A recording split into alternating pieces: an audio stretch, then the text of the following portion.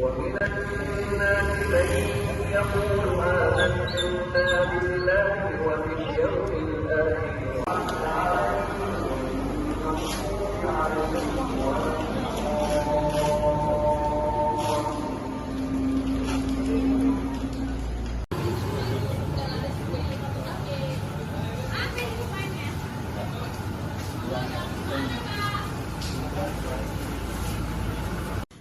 Sejauh ini gimana Pak? Setelah diamankannya ada di sini Pak?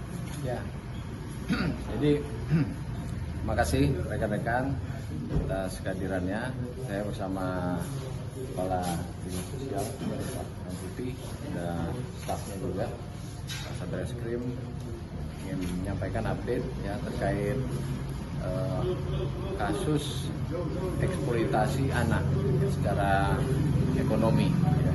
Jadi kami sampaikan kemarin ya tanggal 19 Agustus sekitar pukul 18.00 kita mengamankan seorang laki-laki ya inisial ZZ ya ZZ ini mengelola sebuah panti asuhan ya di wilayah Medan Perjuangan. Jadi dalam permasalahan ini ya, tersangka atau yang diduga tersangka ini ZZ ini melakukan atau di dalam panti asuhannya ini ada sekitar 26 orang anak. Ya, di antaranya ada 4 orang yang masih usia bayi atau balita ya, dan yang lainnya sudah sekolah, yang ada yang SMP, ada sebagian kecil, ada juga yang SD. Jadi total ada 26 anak. Nah, jadi anak-anak ini yang kita duga berdasarkan informasi dilakukan eksploitasi secara ekonomi. Ini melanggar Undang-Undang Perlindungan Anak ya, 35 tahun 2014 ya, pasal 88 junto pasal 76I. Ini nanti kita laksanakan penyidikan apabila memang melanggar ini bisa dikenai hukuman 20 tahun ya penjara, denda 200 juta. Ya, dari hasil interogasi kita sementara kegiatan ini sudah berlangsung cukup lama ya sejak awal tahun 2023 ya diduga tersangka ini sudah melakukan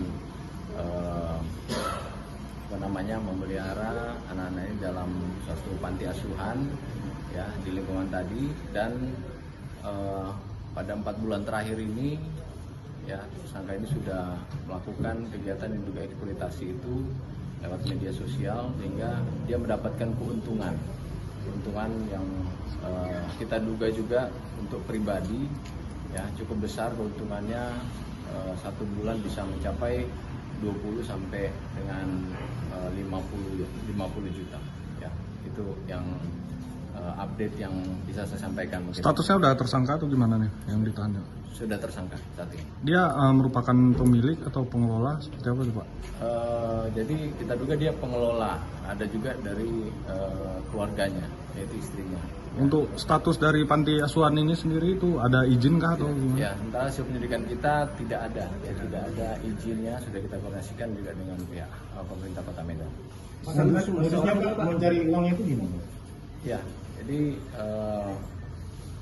memang eksploitasi ya. Jadi anak-anak ini pada momen-momen tertentu ya yang dianggap bisa menggugah hati daripada netizen ya yang bisa menjadi donatur ya.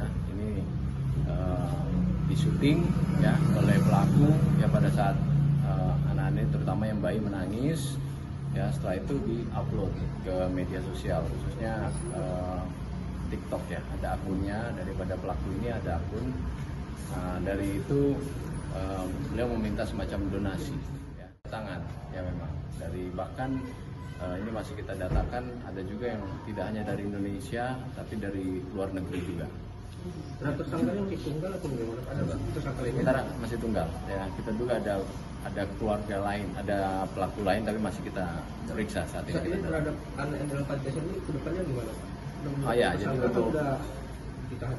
ya baik, untuk anak-anak ya saat ini kita koordinasikan dengan Pak Kepala Dinas ini ya, jadi 4 orang sudah kita amankan ya, kepada ada yang diserahkan kepada orang tua ya, lalu 2 orang sudah dikembalikan ke orang tua ya, 4 orang sudah kita serahkan kepada Dinas Sosial Deli Serdang, dan 20 lainnya kita di sentra bahagia milik dari Kemensos. Tapi ini hasil koordinasi kami dengan Dinas Sosial Kota Medan.